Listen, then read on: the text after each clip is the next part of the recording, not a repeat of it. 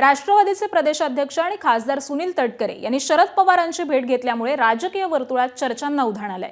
राष्ट्रीय कार्यकारिणीमधून प्रफुल्ल पटेल आणि सुनील तटकरे यांची नावं वगळल्याची यादी माध्यमांसमोर आल्यानंतर सुनील तटकरे यांनी शरद पवारांची भेट घेतल्यामुळे त्या भेटीला महत्त्व प्राप्त झालं। दरम्यान राष्ट्रवादीच्या एका पत्रामधून ही नावं वगळण्यात आलेली होती, मात्र राष्ट्रीय कार्यकारिणीच्या यादीत तांत्रिक आणि क्लेरिकल चूक असल्याचं स्पष्टीकरण सुनेत्रा पवारांनी दिलं आणि त्यानंतर संध्याकाळी तटकरे पवारांच्या भेटीला त्यांच्या निवासस्थानी दाखल झाले। त्यामुळे राजकीय वर्तुळामध्ये चर्चांना उधाण आलंय। मात्र ही भेट शरद पवारांच्या तब्येतीची विचारपूस करण्यासाठी होती असं स्पष्टीकरण सुनील तटकरेंनी दिलंय।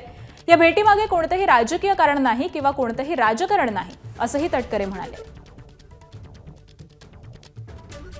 साहेबांची तब्येत अनेक दिवस ठीक नसल्यामुळे त्यांच्या तब्येतीची विचारपूस करण्यासाठी गेले काही दिवस वेळ मागितला होता, कारण साहेब ब्रिज कंडीमध्ये होते। साहेबांना वेळ होता कारण ते नाहीत, म्हणून तब्येतीची विचारपूस करण्यासाठी तिथं आलो। बाकी कुठलाही याच्याशी विषय नाही।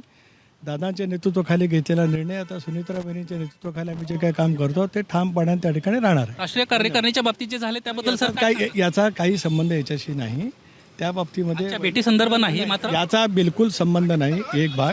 आणि त्यानंतर या संदर्भामध्ये वहिनींनी स्वतः ट्विट केलेलं आहे। या विषयावरती मला काय बोलायचं नाही। आजची भेट ही केवळ साहेबांच्या तब्येतीची विचारपूस करण्यासाठीच होती। आपण महासचिव पदावर आहात की नाही आहात? एबीपी माझा, उघडा डोळे बघा नीट।